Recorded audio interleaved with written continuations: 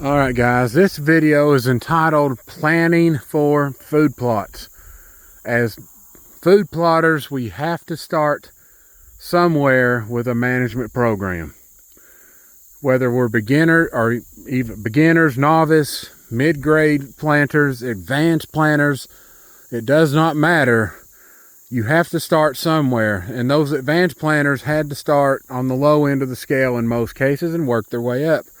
I'm no different. I had to start on the low end, although in my background, I did grow competition pumpkins as a kid, so I knew that nutrition was valuable, but as a kid, you don't understand trace minerals.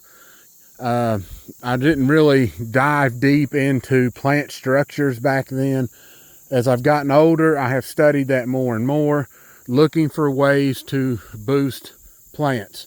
So when we start a management program, and the first thing you're ready to do is clean off a spot for a food plot, the answer or the mindset that you need to think about is how big do these plots need to be?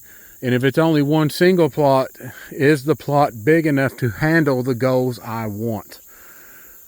There's several items that you can look out for as warning signs that something is not working right. There's also soil factors, there's weather factors. There's many different things here that's going to determine whether you made the right call or not. Anybody with low deer density, I would recommend the same thing. Overshoot your population you think you have. Because your game cameras, for those of you that set out cameras, I have one here at this pole. I have another camera over here at this pole. And the third pole, which is way across over there, has a third camera on it.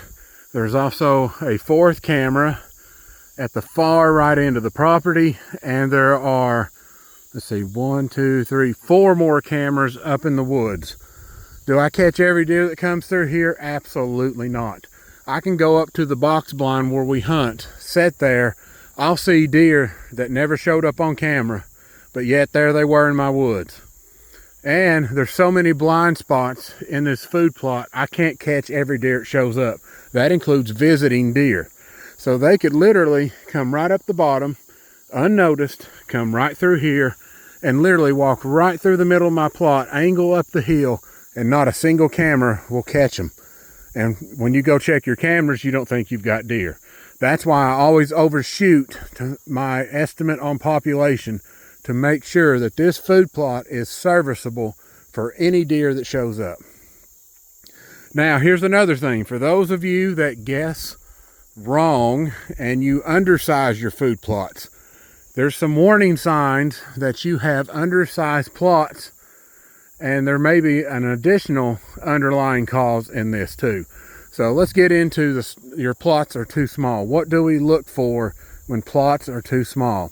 For anybody that sets out plots, I don't care what species it is, if you pick something that's supposed to be browse resistant, or something maybe that's not quite as browse resistant and it's supposed to get really big, and your food plot is just not making it because the deer are eating off so much of it, you have a food production issue in your food plot. Now here's the kicker. Your plot may not necessarily be too small, and then again, that may be the problem after all. Soil production is a major factor in determining how big a plot needs to be. And just to tell you, when I started this plot originally, which is before I did my deer group, I would have said my plot's undersized because it was performing so poorly that whatever did grow out here was getting flat out destroyed. And I'm like, my gosh, I can't afford to expand this plot. I can't keep up with something that's 5 to 10 times bigger than what I'm setting out now. Because in my mind, I was like, my gosh, I got to go all the way up over here to this flat, run it to the fence line, and hope that that works. I mean, it was getting destroyed that bad. But the problem for me was soil production. The quality of the soil was so poor that the plant production was in that same category, extremely poor. If you want to try to fix those problems first, which is why you do the soil test when you pick your plot, wherever you decide to put it on your property. Immediately the next step should be, I need a soil test. So you get that done, determine what's wrong with the ground, you fix the ground up, and then if the ground is performing at an extremely high rate, that will help you greatly when it comes to browse pressure in plots. So for instance, my plot is at the point now I can handle way more deer than what is currently here. I'm averaging probably in the neighborhood of maybe 8 deer, give or take 1 or 2 here. And that is when I occasionally get maybe 1 visitor that shows up or not. But I'm just going to say about 8 deer. These 8 deer are not making a serious dent in this food plot right now because it outgrows their needs. It outgrows how fast they can eat. And one of the goals that I had in mind when I set out plots is I want gigantic plants in this food plot. I was really trying to force the issue of making these soybeans and other species at the time as big as possible. Little did I know that trace minerals was also a major factor in this ground, which limited my plant size. So imagine a plot to where you tell me your average soybean leaf is this big. Imagine the size that you have to make up in your food plot to counter poor soil versus something easily this big and bigger. They can get bigger than this. Matter of fact, there's quite a few bigger leaves up here at the top that are literally as big as my hand. 1 leaf from right here. The bigger these leaves get, the faster you fill deer up. Therefore, they don't have to use, the whole space of your plot to fill themselves up. They can literally stand right here at this point and focus on this area, and I guarantee you I can fill one up with that. So now I've reduced it to a much smaller area that I can make a deer satisfied versus having to cover the whole plot. And if you fix the soil and you realize that your plant production is 100 times better than what it was, suddenly that undersized looking plot becomes the right size plot. So that's a warning sign to you if your ground is not growing efficiently, your plants are just not getting any size to them, and browse pressure is continuing to make them weaker. Now, what if you've managed, or what if your plans have already included, hey, I'm fixing my soil, I'm increasing the size of my plot, I'm going to overestimate plots. Does there come a point you're actually putting too much food out? To me, the answer, I don't think you could ever put enough food out. If I had the money, the ability, hey, would I cover this whole field in food plot? Probably so, but I would say 80% of it probably wouldn't get hit. But that's the way I feel about it. I just want to make sure I have an overabundance. That way, at any time point, they can come out here if they're just needing a snack and get it, and it's extremely healthy.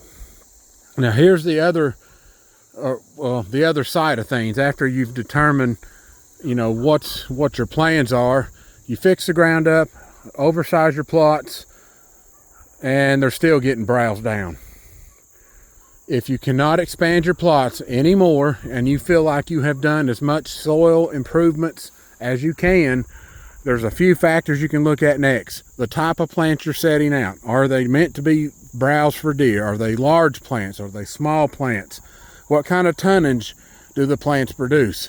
Your plans can get that detailed, and that's the way I view my plot. I want extremely high tonnage. I want fast growing plants, extremely high protein, and as much food as I can cram into one spot as possible. So under here, there's other plants that deer eat, like right here. Right, that's nowhere near as tall, but it's still alive and green. So I have a leveled off food plot with different levels of food available other than the soybean you're seeing right now. Sorry about the neighbor's dogs here. They bark all freaking day long and they just don't be quiet. So in this case, I'm working on increasing production to make sure this plot doesn't need expansion. And if you've done all these things, now maybe you changed your plants up now and you're still finding problems in your food plot. Well, at this point, that's where expansion comes into play, and or maybe you need to look at your woods. For anybody that has wooded areas on their property, that habitat in there is extremely valuable. And a lot of people let that go to waste because they just let the woods be what they are. And underneath where all these trees are growing, it's a desert under there. If you could open that up in a few spots and allow some natural or native species to fill that in, you're creating a natural food plot expansion. That way, this will take pressure off of your plot and allow it to grow. The other option is, if you've tried everything you can and you still have this issue, you must remove deer off your property. You have to shrink these down, the numbers down, in order for this soil to produce really good quality. There comes a point, if you look at it like a chart, as your deer numbers increase, the quality of your food plot will decrease.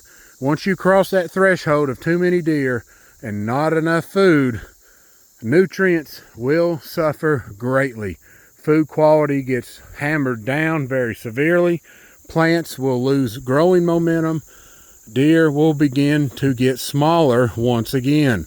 So you have to make sure you're in a good balance when it comes to planting food plots if you're serious about it. Now, some of you may not care. That's fine. If you want to put out a quarter-acre food plot just for attraction purposes, then hey, you don't need to really worry about it. They'll browse it down to the ground, but it will draw deer in. This video is more suited toward people trying to get their deer to the next level.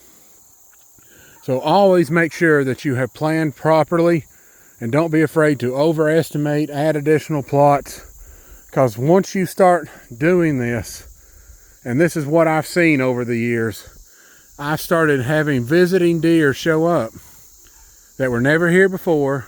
They made 1 or 2 stops in here. They might go away for a bit, and then suddenly they come back. And when they come back the next time, they stay. And then next thing you know, my regular deer may jump 1, may jump 2 additional deer. The longer these plots are here and the better the quality of the food gets, the odds that you're going to start pulling deer onto your property that were never here before is going to rise greatly. The other effect, when you start planting your food plots, if you have low deer density, have you planned for a population boost?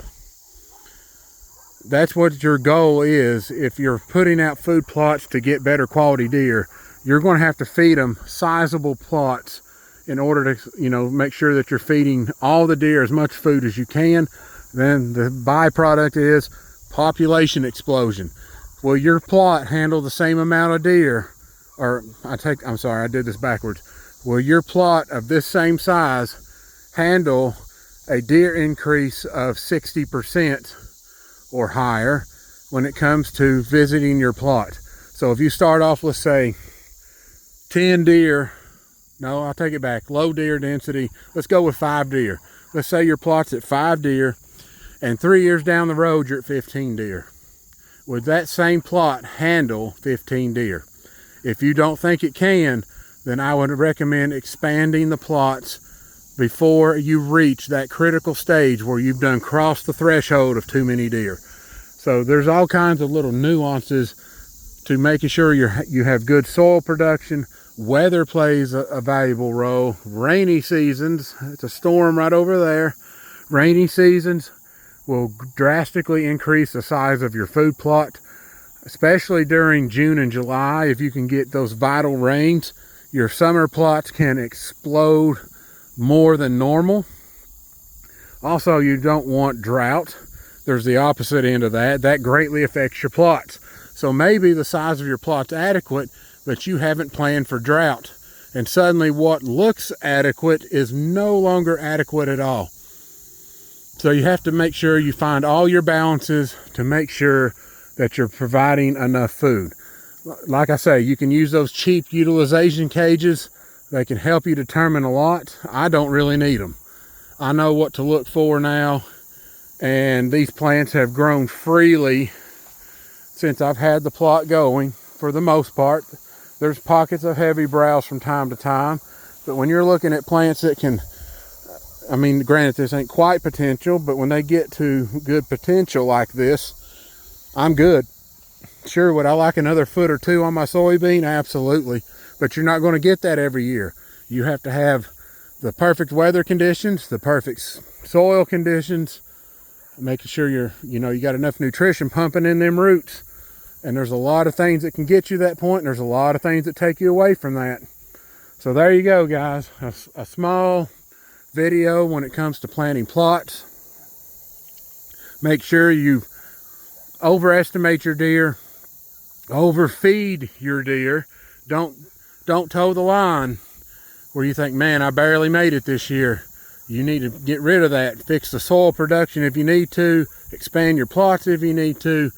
Work on your woods. Do whatever you need to get the food level to where you need it to be. All right, guys, you all have a fantastic day, and hit that like and subscribe button if you like this content.